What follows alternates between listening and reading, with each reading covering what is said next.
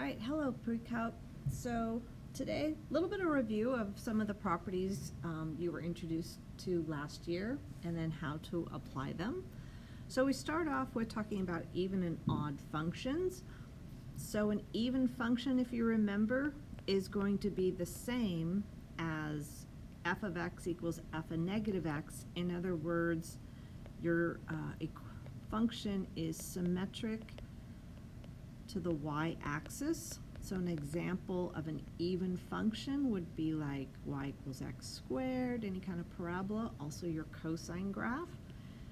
Odd functions, and well, let me just explain why also. So notice that if I have x here and I have negative x, they have the same y value. If we have an odd function, f of negative x equals the opposite of f of x. So that's symmetric about the origin, to the origin. And an example would be, say, y equals x cubed. Notice that if this is x and this is negative x, they have the same y value except for the sign. They'll just have the opposite sign value. So how is this helpful? Is your trig functions are either even or odd, which helps us simplify the argument. So if I happen to see a negative in my cosine function, because it's even, I can drop the negative. And the same goes for its reciprocal function. Whoops, sorry about that. Equals secant theta.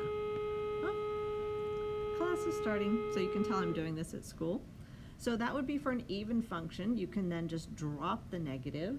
For an odd function, so for sine, which is an odd function, if I have a negative inside, I can pull it out. And the idea is you want to get your arguments of your different trig to be the same.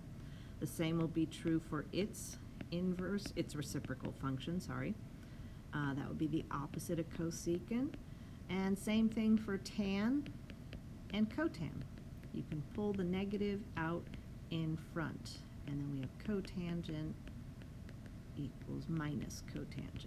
So it's a way of making your argument positive. You can either, if it's an even function, eliminate the negative, or if it's an odd function, you can pull the negative out in front. Then we have these co-function properties. Remember, co, in this case, means complementary. Complementary, if you remember from geometry, means two angles that add up to 90 degrees. And so if you see 90 minus theta in the argument of a sine, you can replace that with cosine. Same thing if you see cosine 90 minus theta, you can replace that function with sine, and etc. So you can apply these to substitute a different function, its co-function, so cosine goes with sine, secant and cosecant, tangent and cotangent. So now that co really does show where the pairing belongs. Then we get your composite sum and different properties I think you're used to. So this one we already talked about. So with the cosines in general, the cosine stays together, but you get the opposite sign of what is in the initial, the compressed version. And then we have sine A and sine B. I'm not going to draw alphas and betas. So if it's cosine A minus B, it's going to be cosine A cosine B. Since this is now a minus, this becomes plus sine A sine B. And when you do the sign will stay the same. So with sine, the sign is the same, but you intermix the sine and the cosine. So this is sine A cosine B plus, and then cosine A sine B. With the minus, again, the sign will stay the same with the sine one, so you'll sine A cosine B minus cosine A sine B. And then lastly, with our tangent function, it looks like, it's not, but it looks like you start off distributing You actually cannot distribute across the argument in a trig, but this is how it looks. So tan A plus, same sign, tan B, all over 1, now the opposite sign, tan A, tan B.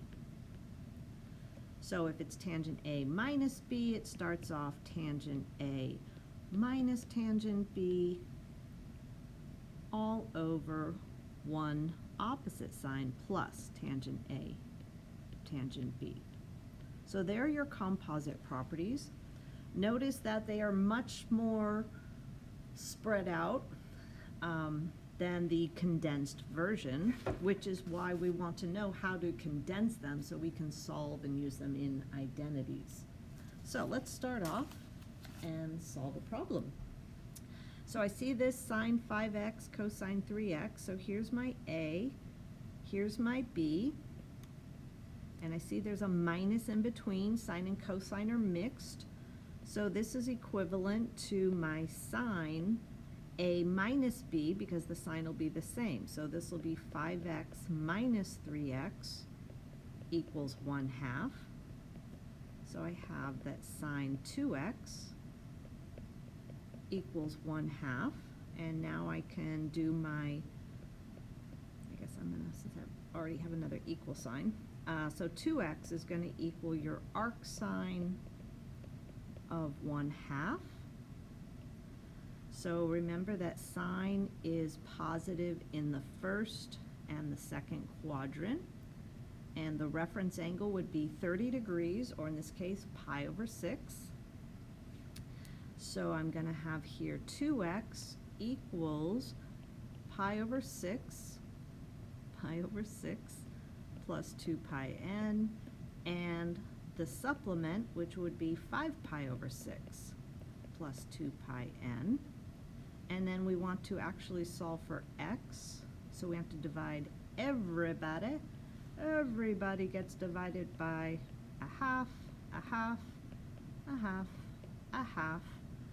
So my answer here is going to be pi over 12 plus pi n, and 5 pi over 12 plus pi n.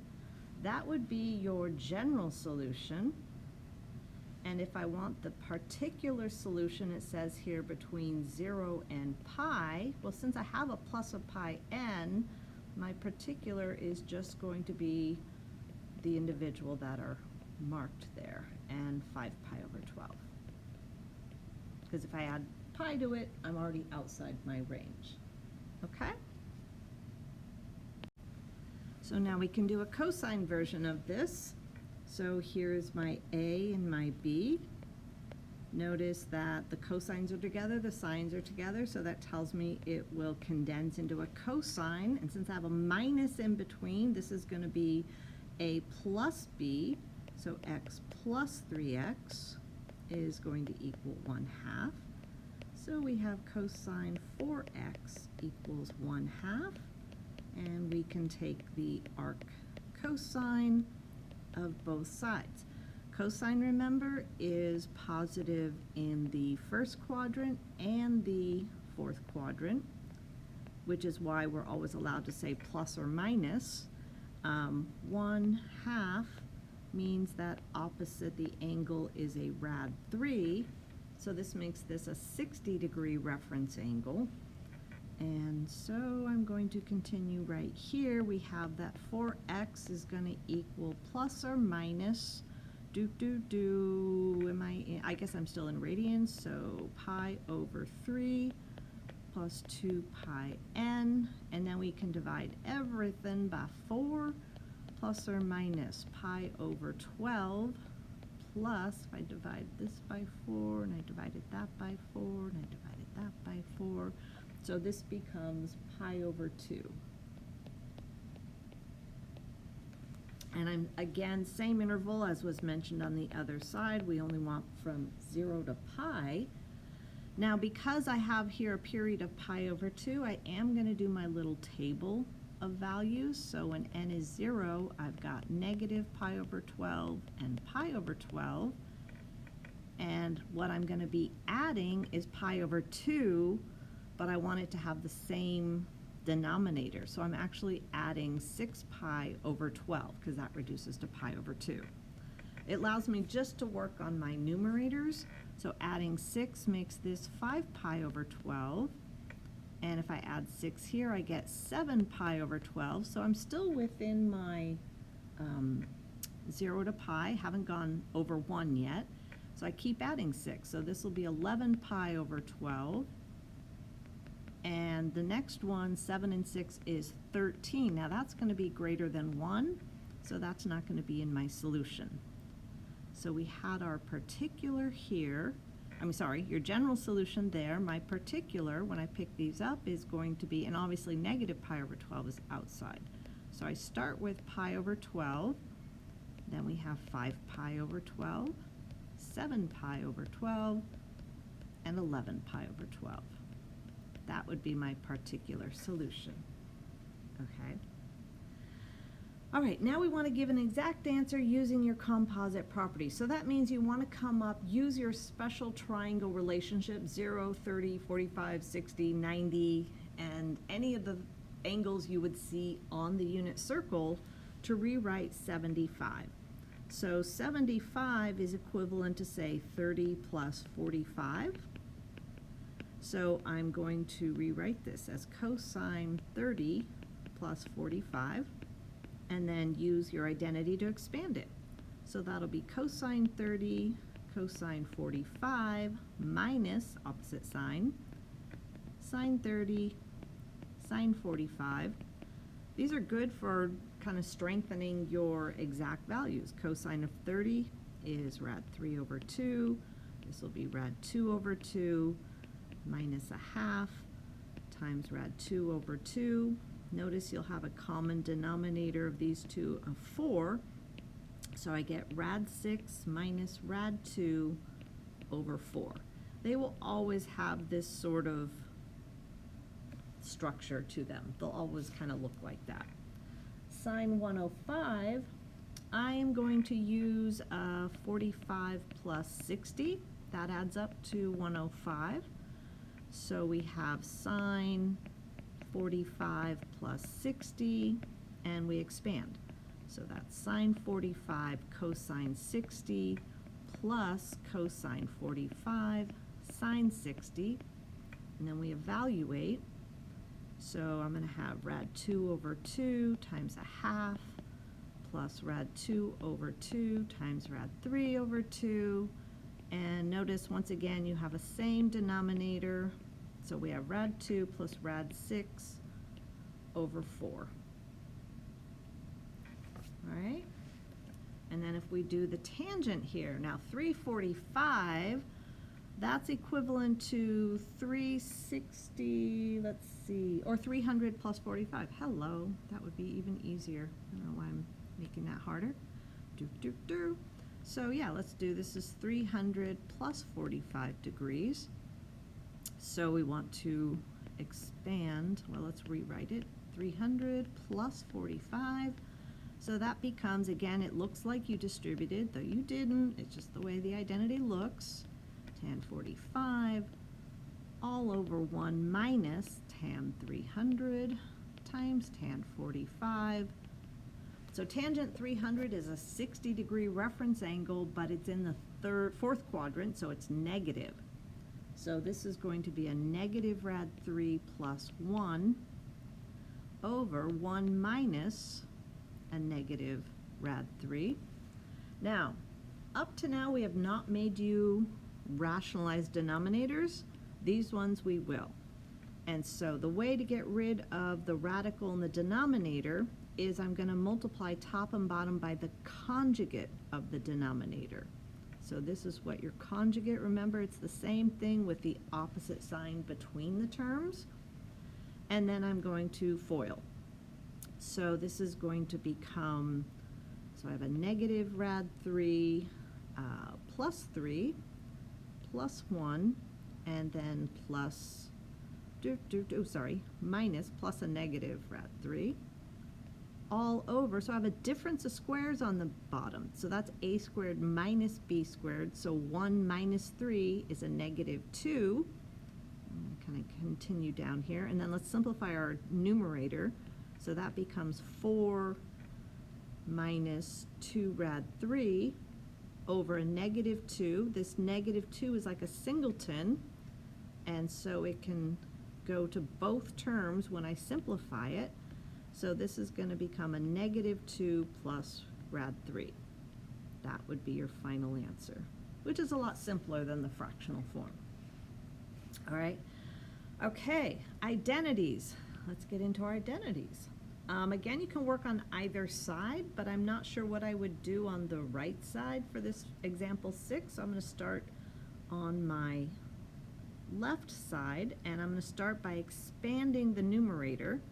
So that's cosine A cosine B plus sine A sine B all over. Now, it's all over the same denominator, so I'm going to break that denominator up and share it with both terms. And I'm just going to do it right away because you notice this then cancels to 1. And the second term, notice this is tangent A, and this becomes tangent B, and that's what we wanted. So that was friendly.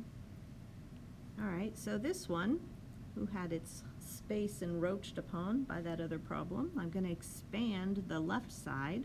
So this will be cosine x cosine 3 pi over 2 minus sine x sine 3 pi over 2. We do want to see the evaluation. So this is going to become cosine x times 0, cosine of 3 pi over 2, or 270 is 0, sine x times a negative 1. So this first term drops out, and minus a negative gives me what I'm after, my sine x. And you're done. All right, last one, tangent. So we're going to expand our left-hand side. So this becomes tangent x plus tangent of pi over 1 minus tangent x tangent pi, and then we evaluate. So that's tangent x plus tangent pi is 0. I'll fill everything in. So 1 minus tangent x times 0. So this is all going to simplify to tangent x. All right? I hope that all helped.